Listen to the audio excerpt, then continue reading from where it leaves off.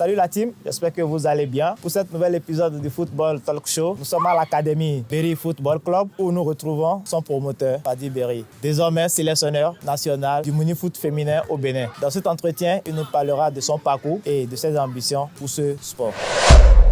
Alors Fadi, bonsoir. Ça va, J'espère que tu vas bien. ça va. La reprise avec les enfants là. Ça fait toujours du bien. Merci d'avoir accepté notre invitation. Tu nous as donné l'occasion d'être dans ce beau cadre de ton académie. T'es chez toi. Déjà, c'est qui Fadi? J'étais on peut dire un footballeur professionnel. J'ai commencé ma carrière au Liban. Je jouais de deuxième division, première division. Et pendant que je jouais à l'équipe nationale, j'ai eu la chance qu'un pote à moi m'a demandé de venir au Bénin. Et c'est là que l'aventure a commencé. Et du coup, rapidement, on peut dire que j'étais un footballeur professionnel qui a joué au Liban, qui a joué au Bénin aussi avec Aspac. Oui. Et j'ai eu la chance récemment de jouer avec l'équipe nationale de Vénézuela. Et voilà, là, je continue ma passion avec le rôle d'entraîneur. Ouais, super. Ouais. Et dis-moi, qu'est-ce qui t'a vraiment retenu au pays, au Bénin? Écoute, depuis le premier jour, j'ai vu trop de potentiel euh, au Bénin sur tous les secteurs. Ah ouais. Déjà, quand j'étais arrivé, j'étais dans le commerce. Mais le foot était toujours dans mon sang. Ah ouais. C'est cela qui m'a poussé essayer avec une équipe. C'était Aspac. J'ai essayé pendant 6 saisons, je jouais avec eux. C'était pas mal comme expérience. C'était pas la meilleure expérience de ma vie, Ah ouais. mais il y a toujours une raison pour laquelle tu fais, tu marches dans un chemin. Ouais, c'est ça. Et je pense que ça m'a énormément motivé. Le foot, l'Afrique en général, le jeu africain en général. Et je pense que ça a joué énormément de rôle et d'inspiration pour moi de rester ici. Ça fait plaisir de l'entendre parce que déjà, venir au pays, c'est pas évident. Et voilà, tu as eu l'amour du pays. C'est déjà quelque chose que nous, c'est une fierté déjà pour nous, hein, franchement. On va parler et très rapidement de ton centre. Dis-nous, et qu'est-ce qui t'a vraiment motivé pour avoir créé ce centre? Le fait de passer par Aspac et l'expérience que j'ai eue là-bas, je voyais comment l'équipe de première division, une équipe champion, comment c'était la relation entre les joueurs, les dirigeants, le coach et tout ce qui est derrière, comme agent, recrutement, machin, tout ça. Ça m'a donné plus d'envie de rentrer et avoir un travail structuré, bien organisé avec les jeunes. Parce que on sait tous dans le foot, c'est pas vraiment un truc hyper sain.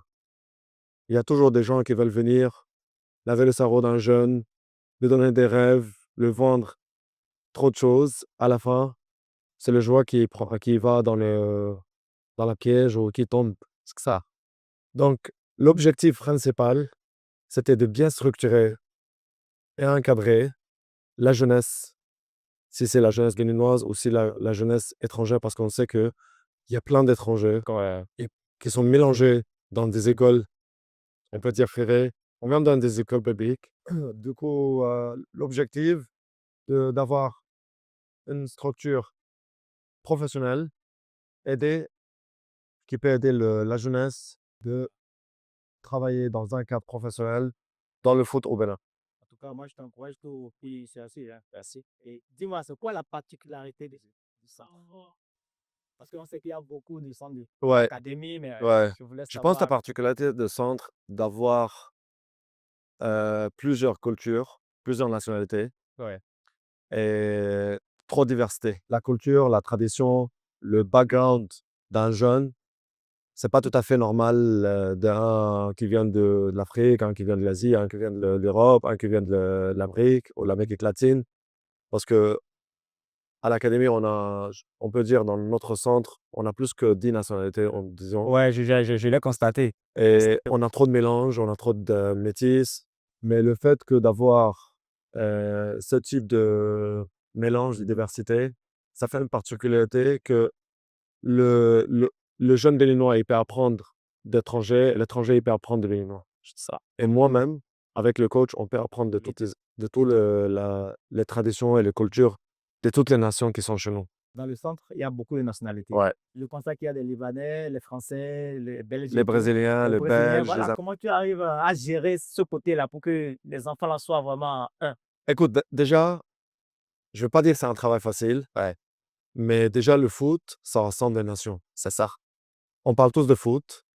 Et nous, c'est vrai que c'est écrit derrière le dos coach, mais à la base, on est éducateur. Éducateur, ouais. L'éducateur doit essayer de faire sortir le meilleur de la jeunesse. Il doit essayer de inspirer le jeune. Il doit essayer de motiver le jeune. Du coup, tout ce qu'on essaye de mettre ici, on essaye d'appliquer toutes les choses positives, on essaye de sortir toutes les choses positives qui sont dans le jeune. Si c'est au niveau de comment on parle avec, comment on l'encourage, comment on lui donne l'exemple, comment le motiver et comment la façon de travailler sur le terrain. Il faut que ça soit toujours positif et qu'on le laisse s'exprimer. Je pense, parfois, c'est pas pareil avec différentes nationalités, mais ça prend, même si ça prend du temps, mais c'est toujours bien de venir euh, euh, faire à sa place ou bien d'être le coach qui va rester sur la ligne, lui dire tout ce qu'il va faire sur le terrain. Aujourd'hui, t'es là, demain, t'es pas là. Ça. Si aujourd'hui, lui, il est affecté dans son oreille, il y a ta voix qui est là derrière lui, demain, tu seras plus là. Et demain, quand tu seras pas là, il va galérer. Ça laisse-lui faire son choix. Laisse-lui Ouais. faire ce qu'il a envie de faire. Sans ça, il peut pas progresser. Super. En tout cas, je t'encourage, hein, parce que c'est pas chose facile. Du tout pas, parce que j'étais là depuis un bon moment, j'ai vu un peu comment ça se passe. J'ai envie qu'on aborde le sujet que toi-même tu connais. Aujourd'hui, tu as été nommé sélectionneur de mini-foot au Bénin. Dis-moi comment tu vis ce nouveau rôle. Je pense que le stress n'a pas encore commencé. Bon, ça a commencé vite fait, mais déjà, c'est une fierté pour moi d'être sélectionneur national de l'équipe féminine de mini-foot. Mon objectif, déjà, dès les premiers jours, c'était pas juste le centre, c'était d'aller beaucoup plus loin. Parce que ce que j'arrivais pas à le faire comme un footballeur, aller trop loin dans mes rêves, là, j'ai d'autres rêves, je suis en train de chercher. Du coup, oui, comme je dis, c'est une fierté, mais une énorme responsabilité pour moi. J'ai déjà une petite liste de filles Ouais, qui jouent dans le mini-foot. Je suis déjà de loin le football ouais, ce féminin qui se passe. sur le 11-11. Euh, le football féminin de mini-foot, c'était créé il y a, on peut dire, 2 ans, même pas. Du coup, c'est un bon challenge. Ouais. Et moi, j'aime beaucoup les challenges. On prépare l'équipe nationale pour participer à la CAN en 2026. 2026. Le championnat vient de démarrer et comme je te dis, j'ai une petite liste déjà. J'ai fait mon programme déjà de travail qu'on va obtenir avec les filles. Ouais. Je pense d'ici fin octobre, on commence la grosse sélection. Et puis, on a un pré-sélection pour voir le plus possible de filles qu'on peut voir, travailler avec, pour voir comment ça peut être le travail avec une équipe nationale, parce qu'on sait que c'est différent de travailler avec une équipe nationale qu'avec les équipes, et comment aussi les filles vont se comporter avec leur équipe ou quand on les sélectionne avec une équipe nationale.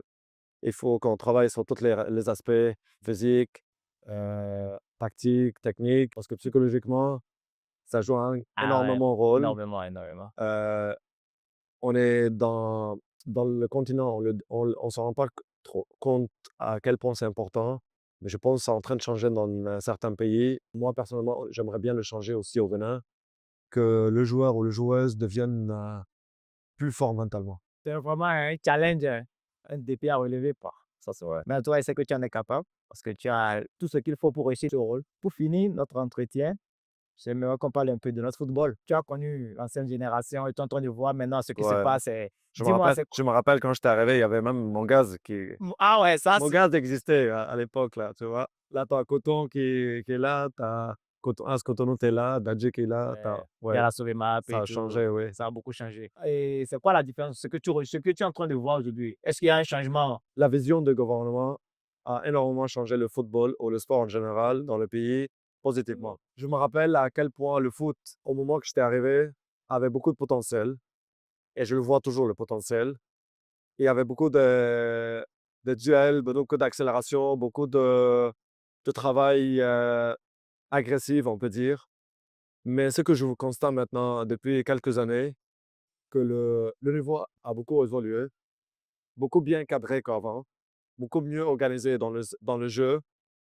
On commence à avoir un championnat plus intéressant qu'avant, parce que le jeune et les footballeurs commencent à comprendre leur rôle beaucoup plus qu'avant. C'est important que le joueur comprend c'est quoi son rôle. Et c'est important que l'équipe qui soit bien structurée commence à avoir des championnats réserves, championnats U17, U15, et je souhaite aussi d'avoir championnat U11, U13. C'est très important. Sans oublier qu'on a beaucoup plus de terrain qu'avant. Je suis pas sûr que c'est encore suffisant. Parce que chaque équipe, à mon avis, pour devenir une nation de sport professionnelle, il faut qu'au moins chaque équipe a sa structure, Oui, oui. son terrain, Ces installations et ses tout. installations. Ouais. C'est très important. Pourquoi? Parce que sur ce terrain, l'académie peut travailler, le centre de formation peut travailler. Exactement. L'équipe, les joueurs, ils peuvent travailler en individuel. Ils peuvent travailler avec les préparateurs physiques quand ils sont blessés, quand ils n'ont pas le temps de jouer. L'équipe qui reçoit chez lui, c'est important. L'équipe qui a des structures U13, U15, U17, U19, U20, machin, peu importe la catégorie, ça aide le joueur béninois à avoir moins de stress au moment qu'il soit sélectionné pour l'équipe nationale. Pourquoi? Parce qu'il a déjà été sélectionné peut-être plus jeune et U17, il a il U20, gagne ouais, plus là, ouais. d'expérience, beaucoup plus jeune, et il commence à part l'expérience qu'il gagne, il gagne beaucoup plus de temps dans le jeu. Au moment qu'il est dans le senior, ça devient quelque chose de plus facile pour lui. Il a déjà compris son rôle dès plus jeune. On l'a expliqué. Il commence à gagner plus d'expérience. Et là, il peut vraiment briller. Et même, il peut être recruté en Europe plus jeune. C'est ça. Parce que pourquoi on va attendre qu'à 17, à 18, à 19, il va jouer 4e division, 3e division? Il faut qu'on lui donne le courage qu'il joue déjà titulaire, 1re division. Je ne sais pas si cette règle a été faite ou pas encore. Mais je pense qu'il faut qu'on oblige les équipes à faire jouer les 16-17 ans de certaines minutes pendant le championnat. C'est ça. Je ne sais pas si c'est appliqué ou Bon, pas. pour le moment, il Je ne ne sait pas sais pas encore. encore. Pour le moment, il sait Mais pas à mon encore. avis, il faut que chaque équipe a au moins 3 joueurs qu'on les oblige à avoir certaines minutes pendant le championnat. Ouais. Le championnat local est en train de fournir déjà. Mais à mon avis, il faut qu'on pense pour plus tard. L'équipe nationale, dans 10 ans, il faut qu'on prépare l'équipe nationale d'ici 10 ans. Il faut qu'on prépare l'équipe nationale d'ici 15 ans. L'Angleterre a préparé son équipe pour aller gagner l'Euro il y a 15 ans. Et encore une fois, merci. Merci Merci à pour toi pour cette l'invitation. opportunité. Et je te encourage à toi. Je sais que c'est pas facile. Ah ouais, c'est pas du tout facile, mais De bon, on n'a courage. pas le choix. Toi, déjà, à la base, tu étais un footballeur et tu sais comment ça se passe, comment ça arrive. Et je suis sûr que les gens qui vont monter ou sortir dans cette émission, ils seront plus à l'aise de parler avec quelqu'un comme toi parce qu'ils savent son background, c'était quoi. C'est pas un journaliste juste qui va venir les critiquer ou C'est ça. et ils vont se sentir chez eux. Ouais, c'est ça. C'est important. C'est ça. En tout De cas, courage à merci toi. beaucoup, Fanny. Merci. Bonne chance pour la suite. C'est À toi aussi. C'est question, peut-être on va refaire l'interview. Ouais. Et quand tu vas qualifier l'équipe pour. Inch'Allah. J'espère. Si on est parmi les 3 finalistes, Non, ça va se faire. on peut aller en Coupe du Monde. Ça va se faire. Ben, cette année, c'est notre année. On voit déjà l'équipe L'équipe A, nationale oui. et tout et tout. Donc, Ouais. je pense que ça va passer, quoi. J'espère. Ok, J'espère. super.